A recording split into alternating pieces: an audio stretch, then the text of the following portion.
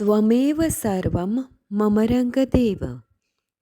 દત્ત ભાગવતનું બિરુદ પામેલ શ્રી રંગ અવધૂત શ્રી વિરચિત શ્રી ગુરુલીલામૃત ગ્રંથ આવાગમનના ફેરામાંથી મુક્ત કરાવે છે.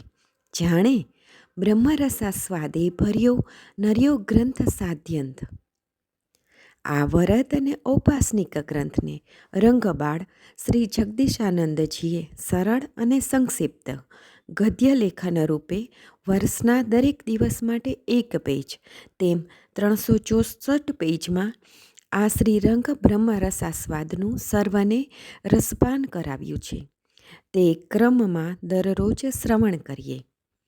દત્તબાવનીના ગાન પછી આ એક પેજનું પઠન કરવું શ્રેયસ્કર છે. સપ્તાહ 27 ગુરુવાર. અલગજી કહે છે, હે નિરંજન, આ વેશ્યાના સંવાદથી કંઈ સમજાય છે? હવે સમજ. જીવાત્મા પૂર્વજન્મના કર્મબંધનને લઈને આ જન્મમાં તેના કેટલાય સાથેની લેણદેણ ઋણાનુબંધ લઈને આવે છે.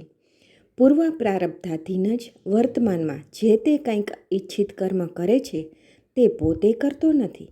જે તે લઈને આવ્યો છે તે જ કર્મ પૂર્ણ કરે છે. કર્મ ક્યારેય પૂર્ણ થતું જ નથી. આપણે ક્યારેક એમ કહીએ છીએ કે હાસ ચાલો આજે મારું બધું જ કામ પતી ગયું, પણ રે પ્રારબ્ધ એક કર્મ પત્યું નથી ને બીજું તૈયાર જ હોય છે. કોઈ પણ જીવાત્મા સવારે જન્મ્યો હશે ને તેની પ્રકૃતિ પ્રમાણે સમયસર તેને ભૂખ લાગે જ છે. સવારે જ્યારે જમવા બેઠો હોય ત્યારે તે સૌને એમ કહેતો ફરે છે કે હાશ બાપુ, પેટ જામ થઈ ગયું, હવે તો 2 દિવસ સુધી કંઈ ન મળે તોય ચિંતા નથી. શું પથરા? મારા બાપ, સાંજ પડી નથી કે બૂમ પડી નથી. હે ભાઈ, શું છે નાસ્તામાં કે જમવામાં? જેમ પેટની ભૂખ મટતી નથી તેમ જન્મો જન્મના પ્રારબ્ધ કર્મ અને ઋણાનુબંધને કારણે જે કર્મ લઈને આવેલા છે તે ક્યારેય પૂરા થતા નથી. માટે ભગવાન શ્રી રંગાવતૂતજીએ ગાયું છે, કર્મબંધ કાપી કાતિલ આ દે નૈષ્કર્મ્ય સદાય. અહીંયા વારાંગના જન્મજાત વ્યભિચારના કર્મને લઈને જ આવે છે, પણ તેની સાથે સાથે તેના ધાર્મિક સંસ્કારને કારણે તે ભલે વેશ્યા છે, પણ તેની વૃત્તિ સદવૃત્તિ પણ છે. એથી તો તેના ધનનો સદુપયોગ કરે છે.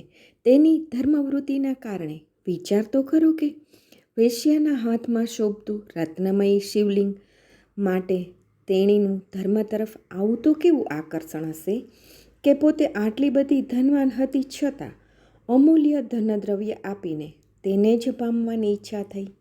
એટલું જ નહીં, પણ અધિકમાં અધિક રતિ સુખ આપીને પણ તેને પામવાની ઈચ્છા થઈ. એટલું જ નહીં, જે જગતના બંધન વિમુખ થઈને તે વેશ્યા, પતિવ્રતા, કુલસ્ત્રી તે પણ 3 દિવસ સ્ત્રી ધર્મના શાસ્ત્રોક્ત નિયમને અનુસરીને તેની ત્રિદિન સહજ ધર્મચારિણી બનવાની પોતાની આતુરતા બતાવી. વેશ્યાની પતિવ્રતા પત્ની બનીને પોતાનો આટલો બધો ધનવૈભવ, સંપત્તિ, પોતાનો વ્યવસાય, પોતાના સ્વજનોની ટીકા નિંદા બધું જ સહન કરવાની તૈયારી સાથે બધું જ ત્યજી દઈને તે પરમ તત્વને પામવાની તેની વૃત્તિને સમજવાની જરૂર છે. આપણે ત્યાં કહેવાતા 2 નંબરના કર્મ કરીને, પારકાના મફત માલમલીદા ખાઈને, અન્યને કાવા દાવાના પેચમાં લપેટીને, અન્યને મૂંડી નાખીને મૂડીવાદી બનેલા હર કોઈ જીવાત્માને પોતાનું બધું ત્યજીને પરમ તત્વને પામવાની આવી વેશ્યા જેવી સદવૃત્તિ ક્યારેય જાગી છે ખરી? કેટલાક જીવાત્માઓને પરમ તત્વને પામવાની મહેચ્છાઓને લોક ડરથી, સમાજના ડરથી, સ્વજનોના ડરથી ડરતા હોય છે.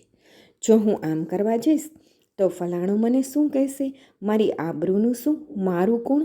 અનેક શંકાશીલ ડરામણા પ્રશ્નો ઊભા થશે.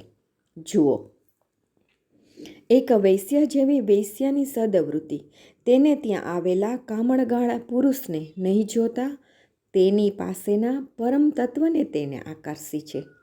ત્યાં તેને કર્મ નડતું નથી, કારણ કે તેનું લક્ષ્ય બાહ્ય કર્મ કરીને અંતરલક્ષ્યને પરમ તત્વને પામવાનું છે.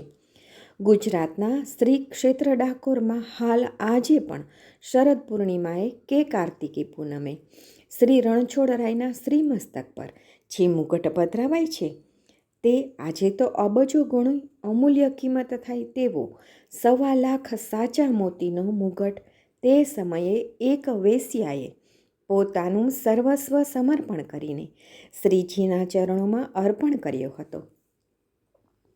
જરા અંદર ડૂબકી મારી વિચારીએ તો ક્યાં વેશ્યાનું વ્યભિચારનું દ્રવ્ય અને ક્યાં એ જ વેશ્યાની આંતરશુદ્ધિનો સર્વ સમર્પિત થતો હૃદયના શુદ્ધ પ્રેમનો ધબકાર.